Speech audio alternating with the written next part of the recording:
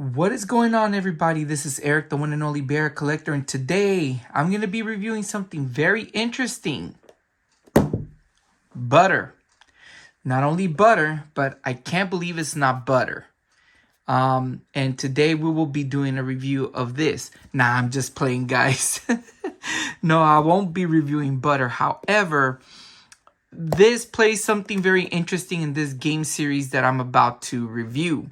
But what I'm actually going to review, I'll put this aside, is this very popular NES and Game Boy series, the Wizards and Warriors series, for the NES and the Game Boy. Now this one particular video was actually suggested by one of my viewers a long time, well, not a long time ago, a while back. And it was something I actually had planned to review at one point or another. But definitely I will be talking about this game series in whole. Now, the whole thing with the butter, I will mention it in a little bit. But going back to this game series, it is a very popular game series developed by Rare, by Acclaim and Rare. And it pretty much, in a nutshell, puts Kuros, the hero, out to defeat the evil wizard Malkiel in different situations in each of the games. Now, I will begin with the very first game in the series. This one in particular. So before we go over the next ones, let's start and let's go ahead and review the first game in the series. The first one being Wizards and Warriors, which was developed by Rare, published by Acclaim back in 1987, I believe. I want to say. And it puts you as Kuros, the hero, out to defeat Malkiel, who has kidnapped the princess of the land. So he has to go through different stages and defeat different bosses to save the princess. Now, this game was not the first game that I played in the series. It's not an expensive game. This one in particular, it's a platformer. Just like all the other ones that I showed, all of these are all platformers. However, this one, you have to go through different areas, through trees, caves, dungeons to get keys in order to find the exit so you can defeat the boss at the end of the particular level.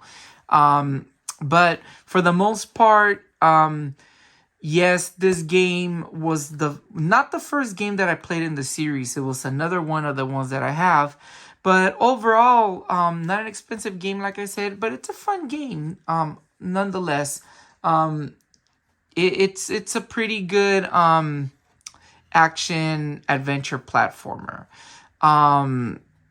But yes, that's pretty much all I can say about this one in particular. It was considered to be a game that was way ahead of its time when it first came out. And it came out in Europe way later than when they released it in North America and in Japan. But yeah, this is the first game of the series.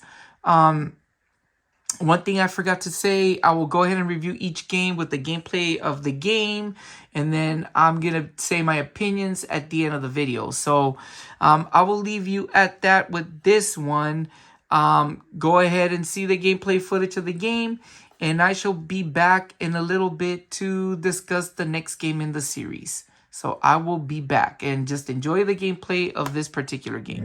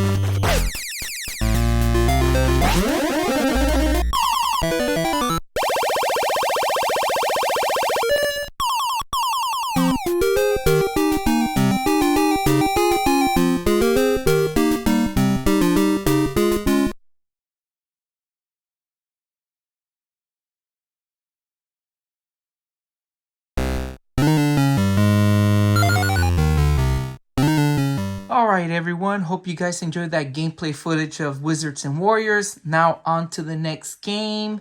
And this is where the I can't believe it's not butter reference comes into play. Now, for those of you who have been around as long as I have, you guys, if you look at the cover of the next game, which is Ironsword, Wizards and Warriors 2, you'll see the photo of this guy, which is Fabio.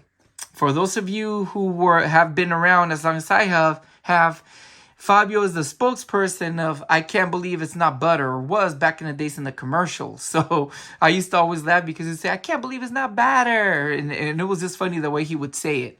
But that's the reference of the I Can't Believe It's Not Butter. However, yes, the second game in the series, Ironsword, Wizards and Warriors 2, has Fabio on the front cover, which everybody was puzzled as to why this guy is the one in the cover. But anyways, I think it adds a little bit of charm to the cover.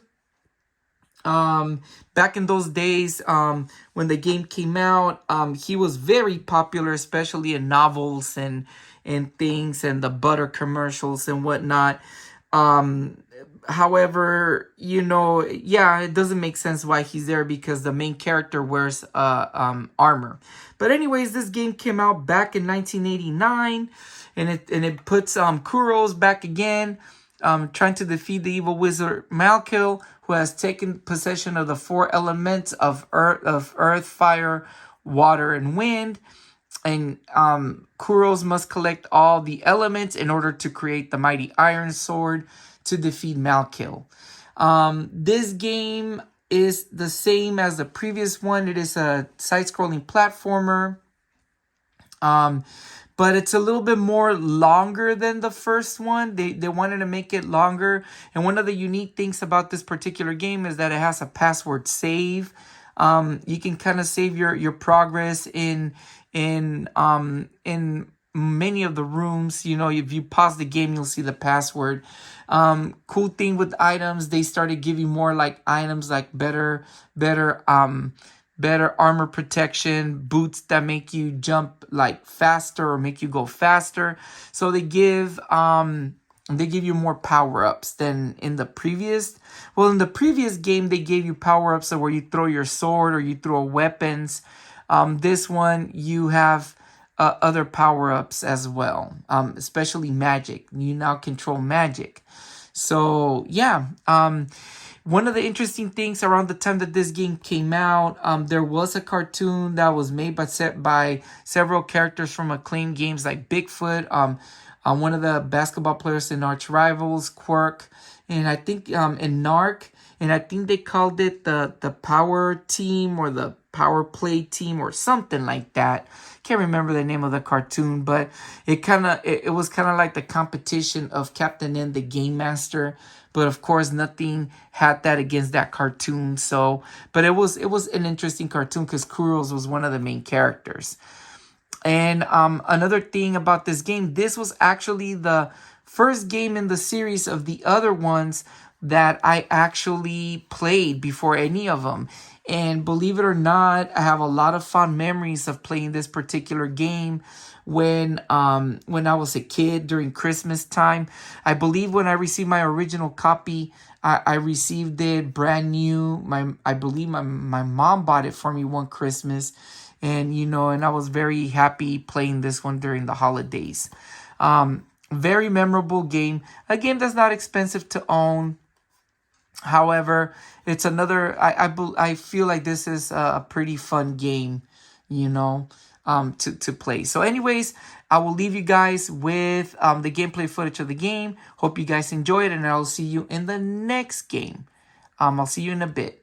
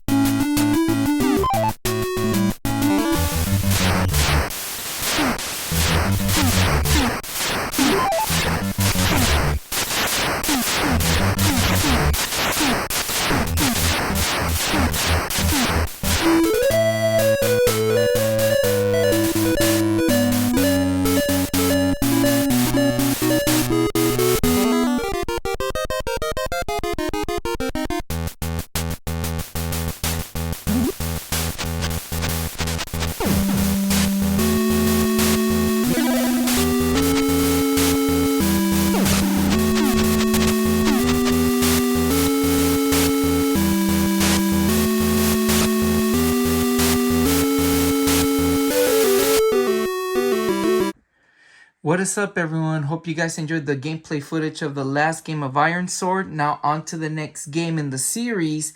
Now it goes between this one and the Game Boy one, but I'm gonna choose the NES one first. And I'll explain in a little bit. The next game in the series is Wizards and Warriors 3: Kuro's Vision of Power for the NES. Now this game, again developed by Rare and Acclaim, came out in 1992. And this time around, the events of the game take place right after Part 2, Ironsword. Basically, Kuros defeats Malkiel, but then Malkiel's spirit survives, not without shooting Kuros off the mountain. And then Malkiel makes his way to a kingdom where he takes over the body of the king that resides there and kidnaps the princesses that are there. Oh, wow, this has a... Interested. Fresno. I guess it was in Fresno at one point. Anyways, yeah, so sorry, I'm kind of rambling back to that weird sticker. Anyways, so yes, so Malkiel takes over the body of the king of that particular kingdom. Then Kuros makes his way to the kingdom and has to save it. Now, this game is borderline expensive to own, and I'm not going to put it as a game that's too expensive to own because as of the making of the video, you can still find a cheaper copy, but prices fluctuate, so they get close. This is one of those games that can cost you to like the mid 30s, $30. However, this is the one that's interesting from the other ones.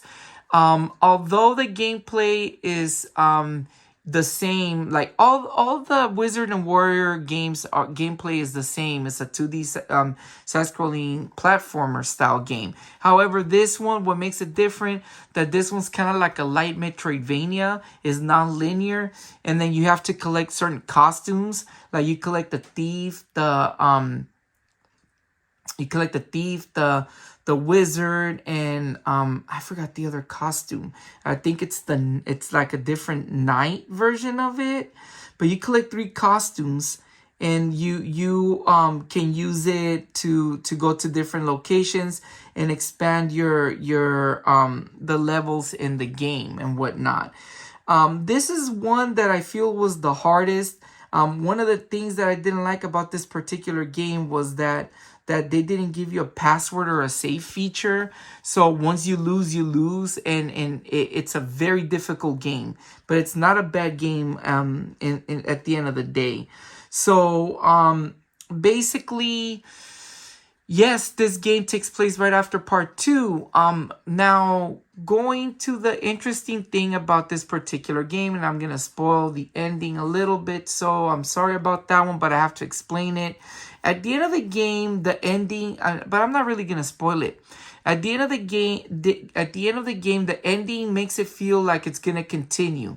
I read that they had plans to do a different ending where, because he has to rescue 3 princesses, and he promises all the princesses that he's going to marry them. So they were going to plan a thing that because he's using different costumes to save them, they all find out that it's one and the same person, and then he gets beamed by a UFO or something like that, and then we'll start the name of the game, which was gonna be called Laser Sword. Now, the code name of this game before it was Wizards and Warriors 3 Kuro's Vision of Power, it was actually gonna be called Silver Sword. So that was like the developmental name of the game while it was in development. That I didn't know. That was a very interesting point. But all in all, the ending to the game was very awkward. It left it open for a sequel. But what I'm about to explain in the next game after this one, I'll go more into details about that one. Now, this one is also another memorable game for me because at that time when I was playing this game before in the past, my uncle, I'll always remember when one of my uncles from Mexico came to visit us. It was during the time that I believe I must have been either spring break. I was on vacation during the time when I was a kid. And I remember that uncle, we were going to go pick him up from his relative's house, like further down, like a couple of blocks away, like about 15 blocks away from where we lived at. And interestingly enough, all of a sudden, that uncle, he appears at our front door, and we're like, how'd you make it all the way from there to here? He's like, oh, I just counted the blocks because, in Oakland, where I'm from, the blocks are numbered blocks. So you have 20, 21, 22, so forth, And so he figured it out how to get here. Because prior to that, it was years prior that he came to visit us. So it was very interesting, and I always remember that I was playing this game, and I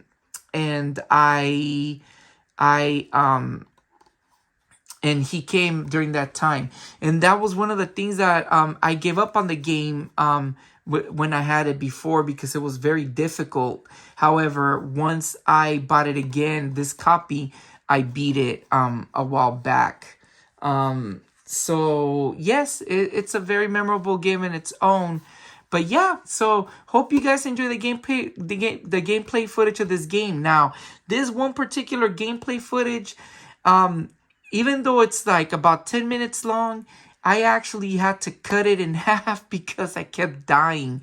It was so bad, even though on all of the games I've used cheats, I believe, on most of them. But this one in particular, I knew I had to use cheats to beat it because it's a very hard game.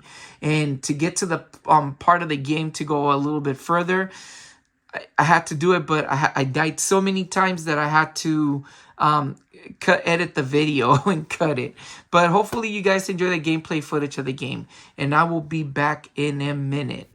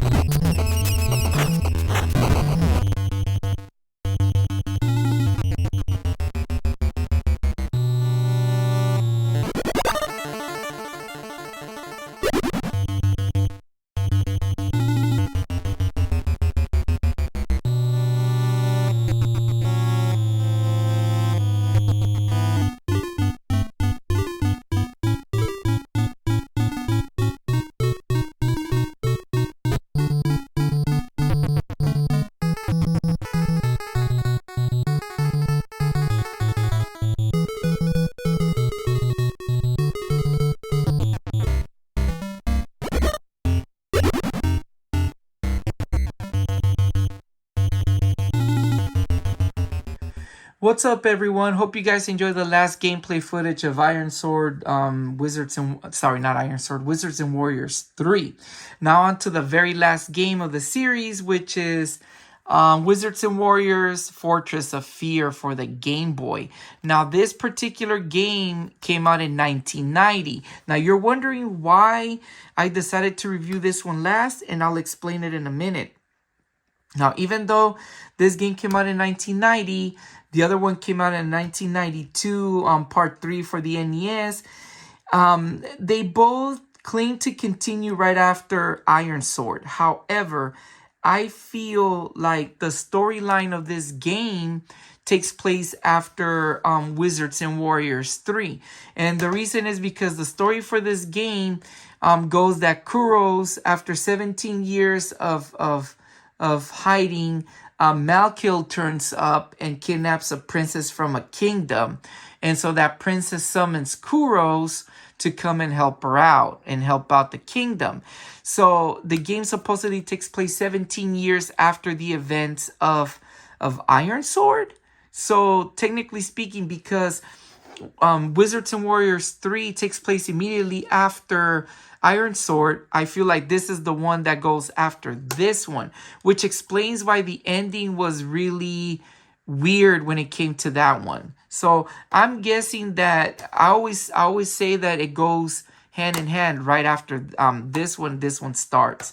But anyways, this one is probably the game that has the more linear style of it, and like it consists of 5 levels with 18 stages total, and it's actually a regular side-scrolling platformer.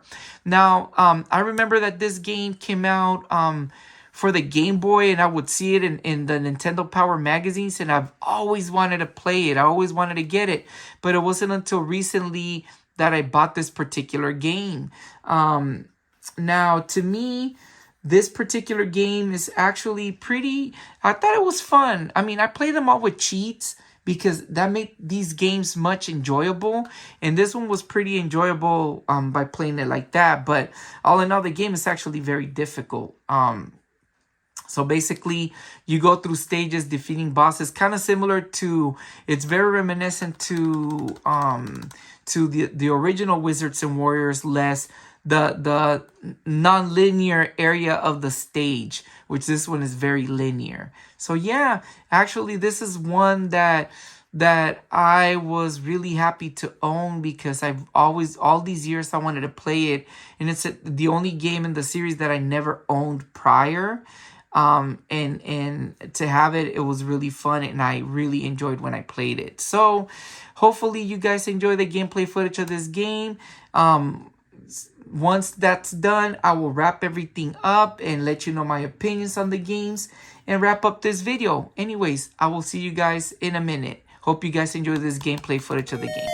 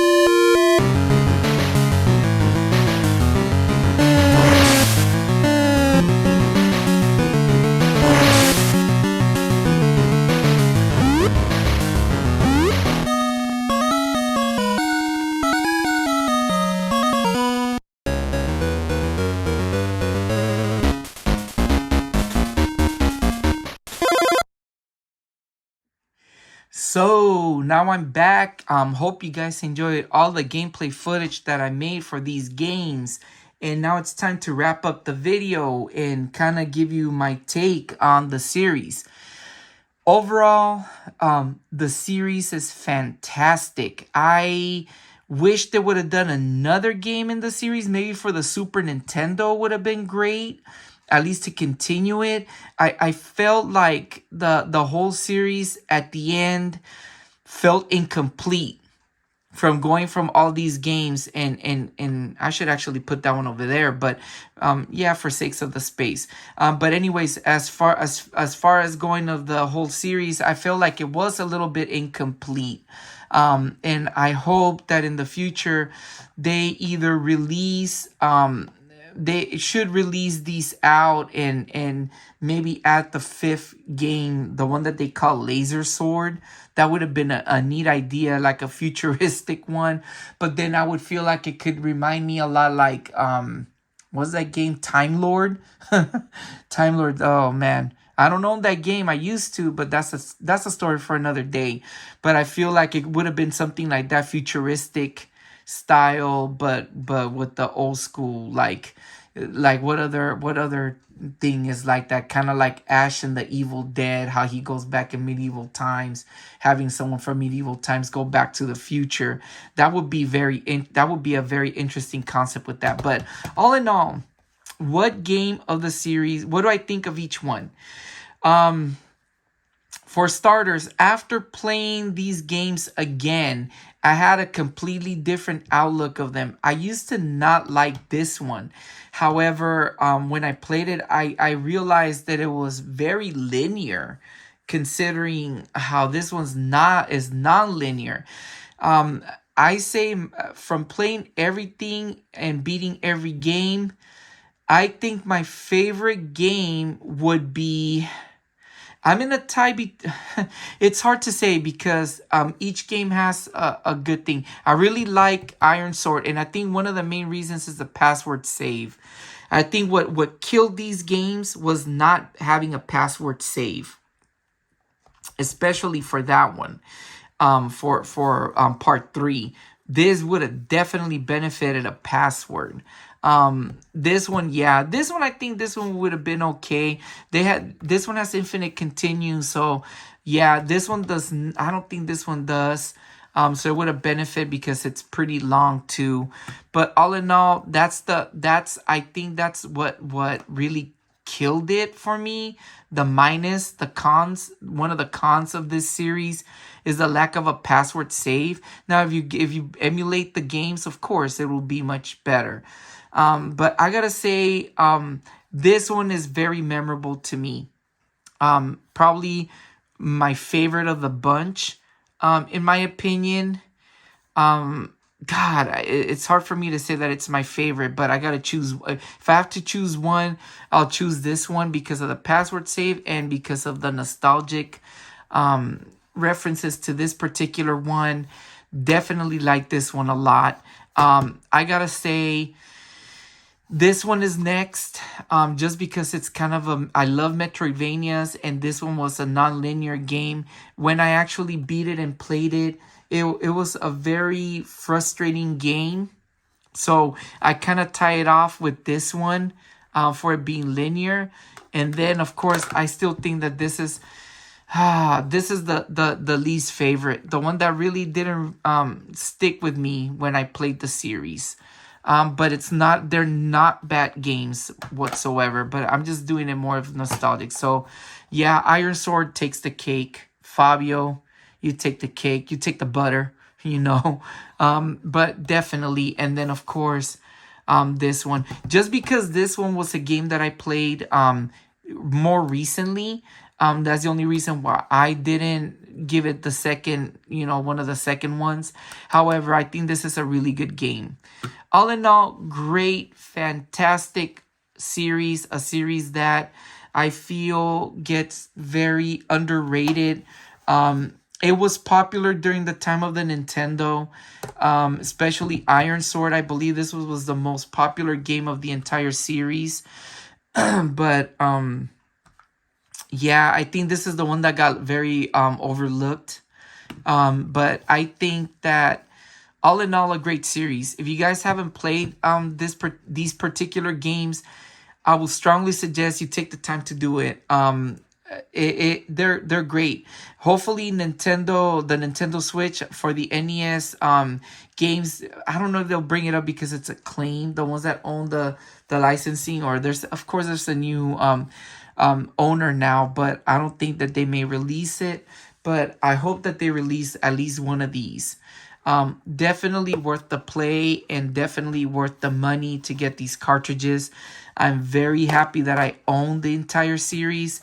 And this was a video that I wanted to do for a long time. I wanted to give this game its flowers because I don't really hear much about these games nowadays. Maybe maybe I'm overlooking it, but in my opinion, I don't think they get the credit they deserve. Very fantastic series. So hope you guys enjoy this video. Hope you guys enjoy the gameplay footage of the games. Thank you to that particular YouTuber, that person that saw my video in the past. I don't know if he's a subscriber, and if he's a subscriber, thank you very much. If he's not and he just watches, thank you very much for giving me the the idea of this video. This is something I wanted to do for a long time. Hopefully, if you're watching, I hope you leave your name in the comments so I can give you the shout out you deserve, man. So definitely a series that is supposed to be that I believe, sorry, not supposed to be, but I believe should be more shown rather than being overlooked. Anyways, hope you guys enjoyed this video. Thank you all for watching. Take care. Peace out.